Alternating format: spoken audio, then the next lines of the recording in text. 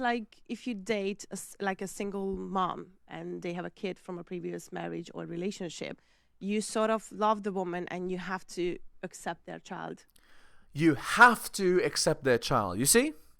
And so, again, guys, would you volunteer for this? That's my question for you today. Let's see. Listen to this girl's situation. Because you love the woman, so you have to be a father figure at some point. Okay, right? can I ask you a question? Since you come from this this situation, if you had a son, would you feel comfortable with your son getting into that kind of situation where he coupled up with a woman with children, or would you kind of advise him to probably get with a woman that doesn't have children? What would you advise your son? I don't think there is anything wrong with dating anyone who already has a child. Oh my God. You see, again, when you're on an interview, right? When you're on an interview, you have to maximally protect your reputation. So, of course, she's going to say that. But not only this, obviously she's biased because she's in this situation. But here's the problem. Imagine she does get married. She does have children. She does have a son, and she does encourage her son to get into such a situation, to get with a girl that already has a kid. She's actively encouraging her own son to contribute to his own extinction, right? To contribute to the destruction of his own genes, because his genes don't get passed on. No, it's the genes of the Chad that the other woman slept with. So you see how growing up in such an unstable, terrible situation, you see how that leads to even further bad down the line. You see how this girl here, she seems nice enough, but you see how she holds this belief that men should marry or should be okay with dating a woman with children. Like, you see how do you see how that's a destructive belief set? And it happened as a direct result of the bad choices of her mother. So I don't really think that's something that you can plan ahead. Like, Yes, let's it say is. I want to meet with a guy, fall in love with him, get married, have a family, have a child. And let's say in 10 years or so, something goes wrong. What can I do about it? I'm going to be a single mom with my own. No, you're not. That's the thing. Because you saw your mom do that, now you're going to do the same. Oh, we grew apart. Oh, irreconcilable differences. Oh, bullshit. Yeah, that's not what you're supposed to do. What you're supposed to do is choose a good man and stick with him for the good of the children. But you believe, since it's fine to raise a stepchild, right, that it's okay to get divorced, right? It's like very destructive for society to have, like, imagine if everybody held this belief set. Then literally every marriage would break up. I mean, maybe like it kind of is true that in society everybody pretty much does hold this belief set. All of the brainwashed NPCs believe this crap. Kid or two, it still doesn't mean that I don't deserve to be happy and find someone who has to accept that I have. I deserve to be happy. No, you don't deserve anything. You don't deserve to be happy. Being happy, like, happens occasionally. Being happy is, like, not a constant state of being. Being happy is like, you should thank your lucky stars. You should thank the Lord every day that you're happy. Because life is hard. Life is not this easy rainbows and butterflies thing. So, expecting somebody to treat you exactly as you want because you deserve to be happy, and if you're not happy you can divorce, is utterly and totally ridiculous and is a very destructive belief set. Have a kid. I get that, but, like, obviously, do you think it would be an advantage or a disadvantage if, like, just, for your son, would you advise that? Because, like, in my opinion, like, and this is an unpopular opinion, I feel like for a man who is probably childless and, he has his ducks in a row, he has his everything going right for him, he probably would be best suited to get with a woman who is childless. Because just like you said, your stepdad took on a role and, you said out of your own mouth, he tolerated you. Yeah. Right. So exactly. So if you had a choice between getting with a girl that had children and getting with a girl that didn't have children, well, the girl that has children by design has much more baggage than the guy who doesn't, right? Sorry, than the girl who doesn't. So, I mean, that's all that needs to be said, right? Hello and welcome to the Helios blog. My name is Helios, here for another reaction video. If you're new to the channel, liking the content, please hit the sub, hit all for notifications. If you'd like to support me, I do have a Patreon with exclusive content. It's patreon.com/theheliosblog. Just go there and subscribe to any tier. Any level of support is appreciated. All right, let's continue here. You know what I'm saying? Yeah, it's definitely Like, a disadvantage. and obviously the connection he has with you is going to be different to a connection he would have with his own biological children. Do you get what I'm saying? So again, that's why I'm asking you, in an ideal world, you know, in the future, if you had a son, would you like, you know, be okay with that? Would you advise it? Would you deter him from doing that? Maybe I probably would advise to go for someone who doesn't have a child yet. Right. Anyway, finally the right answer. Yeah. That's the reason, because you want your child to pass on your genes, because your child is half you. And they're going to have much more trouble passing on their genes if they have the burden of taking care of another man's genes. It will actively weaken the guy from putting in resources into his own genes. Do you see what I'm saying? It's a biological burden that a man that has a choice shouldn't have to take on. And that's why I say, guys, we're not out here dating single mothers, marrying single mothers, saving girls from their bad decisions. We're not out here doing that. Okay. So probably would be a bit more easier. Okay. Indeed. But again, we cannot really control these things. Yes, you can. Well, the man can control these things. Yeah, you couldn't because you were the child in the situation. It's terrible. But a man can. That's right.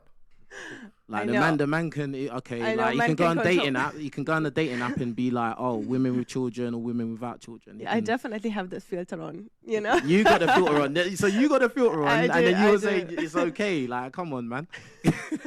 All right. Did you have anything more you wanted to add to it? I was going to say, I personally would, if I were a man, I would not date a woman who's got children, a single mom. Because firstly, like as a man, if you are going to be the one providing, why you're at a disadvantage providing for someone who isn't your biological son or daughter. That's exactly right. That's literally exactly what I said.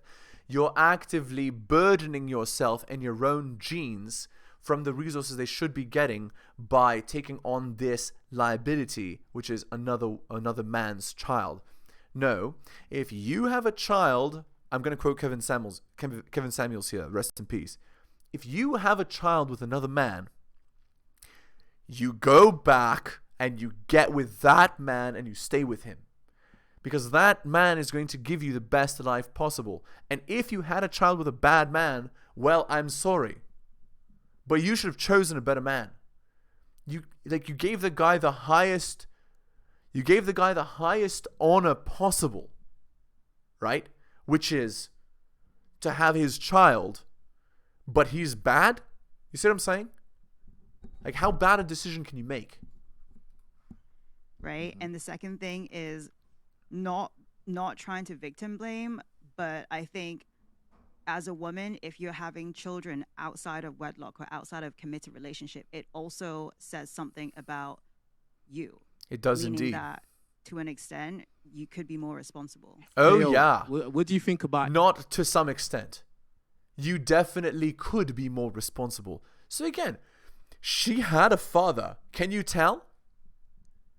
Okay, he passed away unfortunately due to terrible circumstances, but she had one. You see the difference? She had one all the way to 13 years old. It?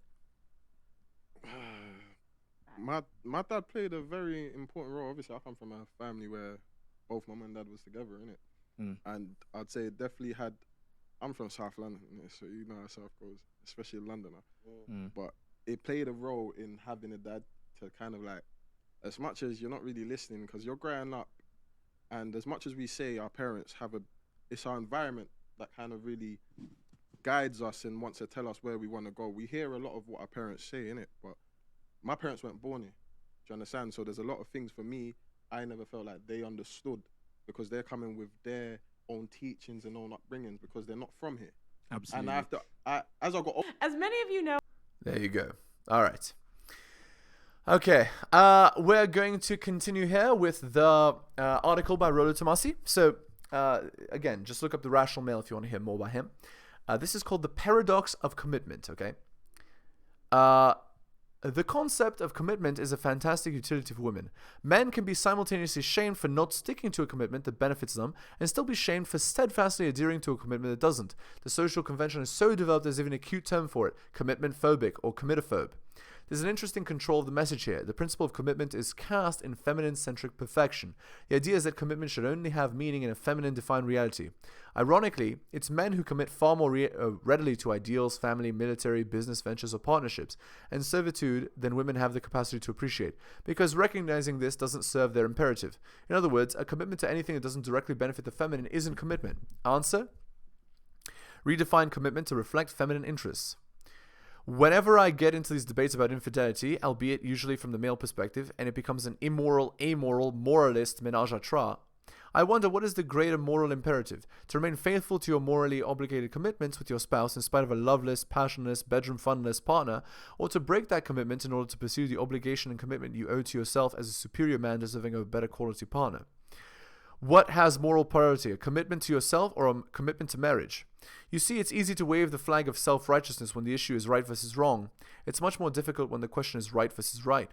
I have no doubt that all the answers to this will be entirely circumstantial, rationalized, twisting in the wind, and maybe that's what decides for you. But to think about it for a moment in terms of what one must sacrifice for the other. Whatever you cannot say no to is your master and makes you its slave. This is a favorite go-to trope for moral arguments where there's a clearly defined right and wrong. However, by this definition then, does not commitment make you a slave by default? If by the circumstance of a commitment you cannot figuratively say no to that, are you not then a slave? You can even take marriage out of the equation. If I'm in a committed long-term relationship with a girlfriend and over the course of the relationship I realize that she's not what I'm looking for any number of reasons, even though she's 100% faithfully committed to me in the long-term relationship, should I break it up? If I do, am I then being unethical for having broken the commitment, irrespective of how I break it? Should the commitment to my own personal well-being and future happiness be compromised by another commitment? What's my obligation? Neglect myself in favor of a bad commitment, or the principle of commitment itself? It's my take that commitment should be a function of genuine desire. Ideally, commitment should be something one is so passionate about that the limiting of one's own future opportunities that come from that commitment is an equitable and mutually appreciated trade. This is unfortunately rarely the case for most people in any form of commitment because people, circumstance, opportunity, and conditions are always in flux. A commitment that's been as equitable sacrifice as one at one time can become debilitating 5 years later, depending on circumstance. So what I'm getting at is, where do you draw the line? People go all kinds of crazy when I suggest a guy next some girl that's obviously showing all of the indications that she's using him. And when 2 comments down suggest that it's men's obligation to vet women by walking away, if I have one life to live and one precious lifetime to do so, and what's more important, commitment to oneself and learning and securing the best options for a lifetime, or being committed to the principle of self-sacrifice and commitment? In the community, we brazenly tell freshman chumps to dedicate themselves to self-improvement, to seek out and accomplish what's best for them. In other words, to uncompromisingly commit themselves to their own cause in as positive a manner as possible. I'd argue that genuine desire is a necessary precursor to this, but in advocating this self-concerned improvement, are we not then doing them a disservice if their duty ought to be focused on the principle of commitment, even when that commitment is deleterious to their commitment to a positive self? What holds more water, being a martyr or a steadfast dedicated to ourselves? Should we not then hold AFCs in the highest respect when they selflessly sacrifice their futures due to their devoted commitment to oneitis, a girl who will never reciprocate? We call them chumps, but in contrast to their devotion to the principle of commitment, maybe they've got it right. You can't doubt their misguided dedication to their convictions. All right, next. I don't know how to respond to that, to be honest. Do you think people are happier? Do you think they're more fulfilled? Do you think they have the same level of purpose as they did 60 years ago? No, they don't, because, oh my God, it's another complicated message, because before they used to have a lot of discipline into that. So they will have a list of things they will have to follow in order to be a good father, going to be a good wife and have kids and a solid family and values that we don't have anymore because it's too I mean, maybe there was an unofficial list. There should be a list today, in my opinion, of what people should do in order to be good wives and husbands, etc. I believe so. I think that again, it would make things very, very easy for people to understand. Much freedom now. So then wouldn't that kind of That means that freedom is bad by her argument. But again, I don't necessarily believe that freedom is bad. I just believe that in the current society, giving hypergamy maximum freedom is bad. contradict what you said? Like, Yeah. aren't rules somewhat good? yes, okay, church-wise, because you're saying in general, right? I'm saying, okay, in general, in the population, I think there's too many rules. Everything is too free. There's too much freedom now. So people are getting more weak. You can always feel like mental health. People can do too much. Now I don't have even a guidance anymore. But at the same time, church, at least for the one I see in Italy, I don't agree with that. I don't respect that, because church always like have people believing in that. But most like they get people that are lost. They don't have any. They're easy to indoctrinate. That's what it. To me personally, that's. I mean, sure, but a lot of people are going to be sheep regardless of whether they go to church or not, right? So what I'm saying is this. If people are sheep anyway, that are easy to manipulate anyway, should you not manipulate them in a way that leads to stable society? That's the question that we should be asking. And I think we should. Here's a funny expression. Maybe you've heard it before. Religion to the average person is true, to the atheist is false, and to the ruler is useful. You see? So if the ruler wants a stable society so that you can keep having subjects that have children in a stable manner so that you can continue to get taxes, you need to teach the people to create stable families. And therefore you need to tamp down hypergamy. And in the modern world, we're not doing that. The new religion is womanism, and womanism encourages women to be promiscuous, sleep around, and to ruin themselves. And as a result of doing those things, they end up alone, miserable, with cats and boxed wine, not having children, and the population goes into decline. And the only people that have children are immigrants, so people that come from other countries that aren't brainwashed. And within one generation, their children are also brainwashed, and the cycle repeats. What this creates is an unstable society full of basically loser, brainwashed people that are unable to rise up against you. True, but they're also weak and uncompetitive. And as a result of being weak and uncompetitive, because there's no stability, they will lose out to a civilization that has more stability. That's my personal opinion. So that's what I think is going to happen. So expect interesting times in the future as this is borne out. That's what it is, because there's more a worshipping type of thing, more than you're free to believe in what you want, and as long as you're a good person and you're good with the other people, as God actually was saying, right? That's what it's supposed to be about, right? But I don't know, I just want to sleep around with Chad, and church doesn't let me do that, so I don't really want to believe. That's what she's saying. She's just saying it in a very roundabout, circuitous way. don't like the church and the way they pass, so they have to get all these people there, and more time is just people that are alone, lost, no self-esteem, create sad, or that's Go what ahead. To be honest, It's a really church it's really is complicated thing too. a hospital. You go there, people. The reason why you will see a lot of people who are broken and hurt is because that's where they're going to heal. For me, what got me more connected to church, because I used to go to church with my mum, and it's like I'm just going for the sake of going with her. I wasn't getting anything from it, like the word, like I'm hearing the pastor preach. I was not retaining it. I had to find God for my own self, find my own church. I went to several churches, but I wasn't comfortable until I found the one that I'm at now. Okay. And being there, hearing the word, it healed me. And If you have the word, as you say, why do you have so many tattoos? Anyway, I digress. By the way, I don't know if I mentioned this, but in the modern times, in 2022, the church has become a fertility religion.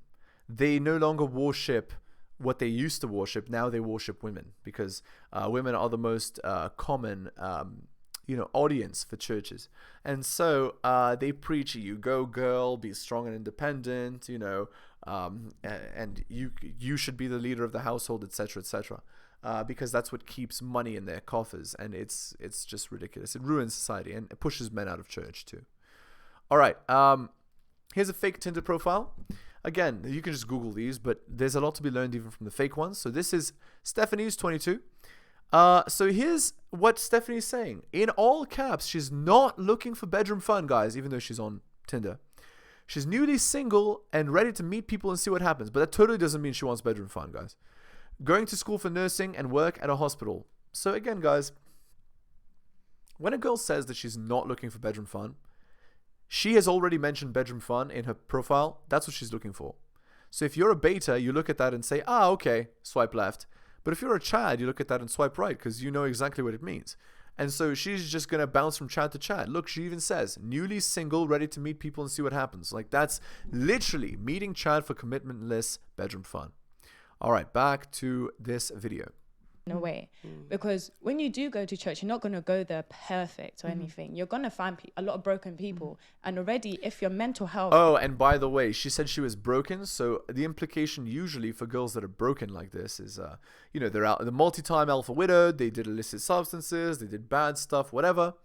And now they've done their healing and they're ready to get with, a committed beta male, right? But this is after the 28 plus.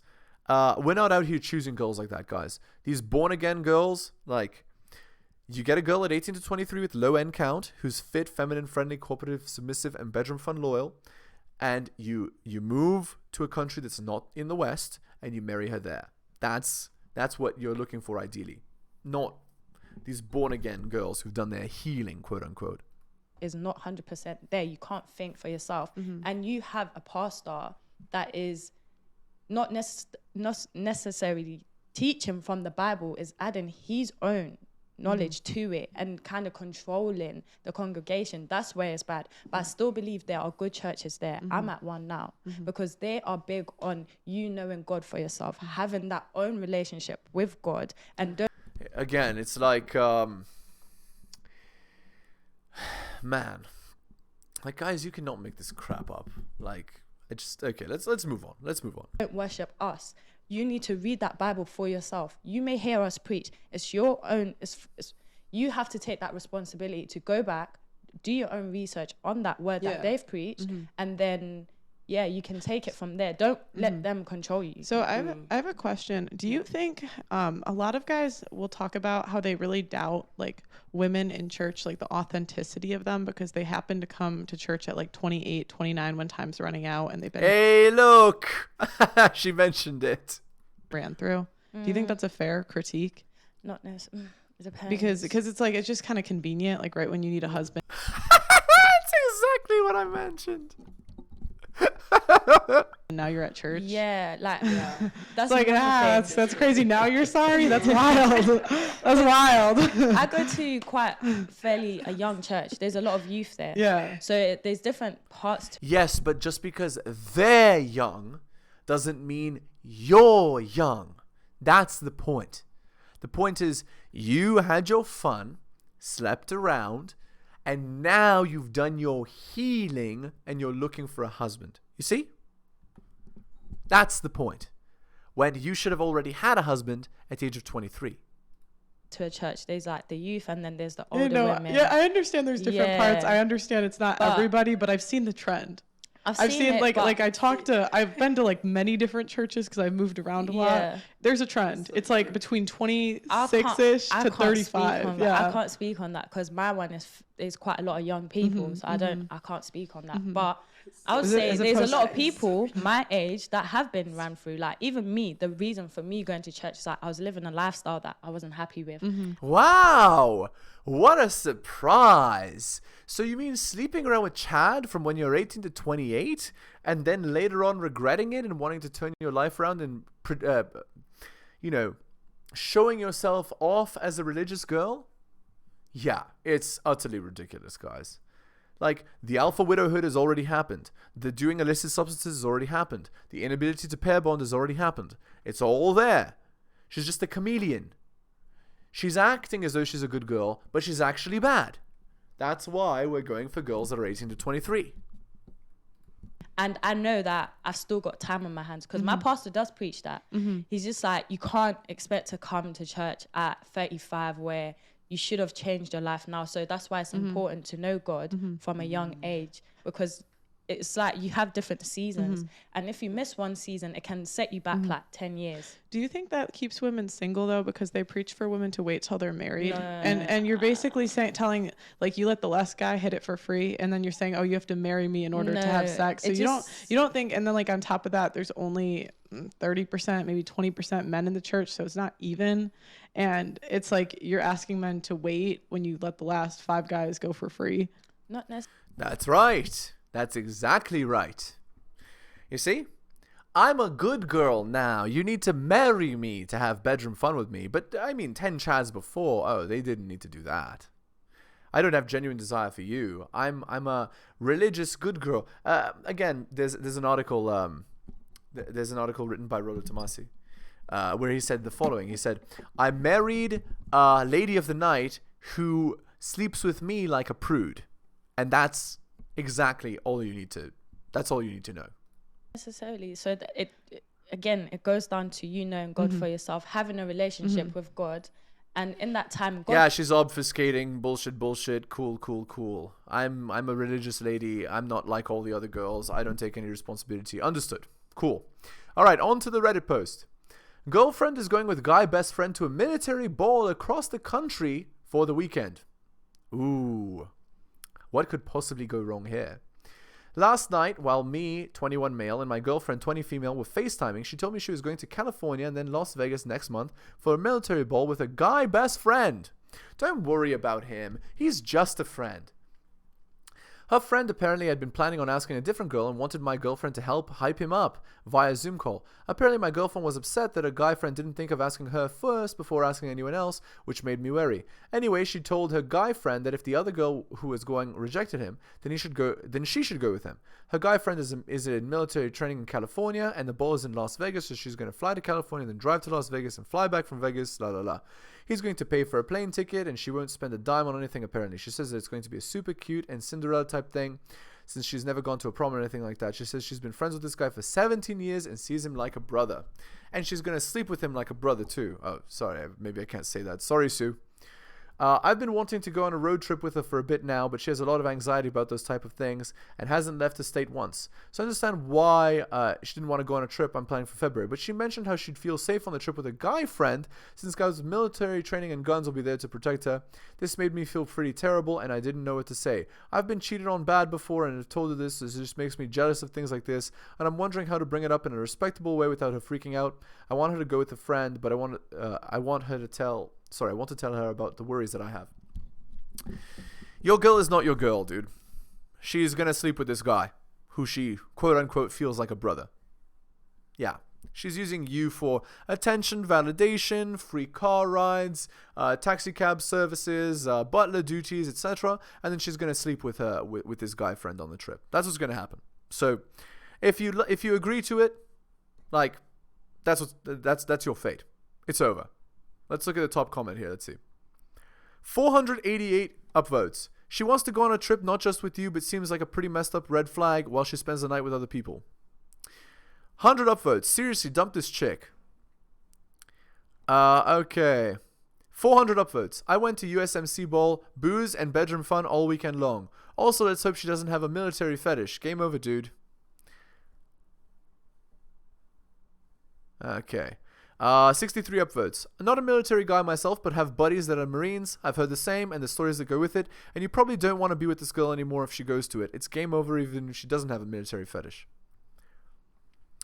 120 upvotes. I've taken a few people to the USMC ball. It's just sleeping around, drinking, and cake cutting ceremony. Never took someone to the ball who didn't want to bang at the end of the night. I rest my case. All right. Thank you so much for listening, guys. To the video here. Again, if you're new to the channel, liking the content, please hit the sub, hit all for notifications. If you'd like to support me, I do have a Patreon with exclusive content. It's patreon.com/theheliosblog. Just go there, subscribe to any tier, any level of support is Appreciated. Again, guys, you guys are wonderful. And especially if you took the time out of your busy day to listen to the end of the video. Really do appreciate it. And I will see you next time.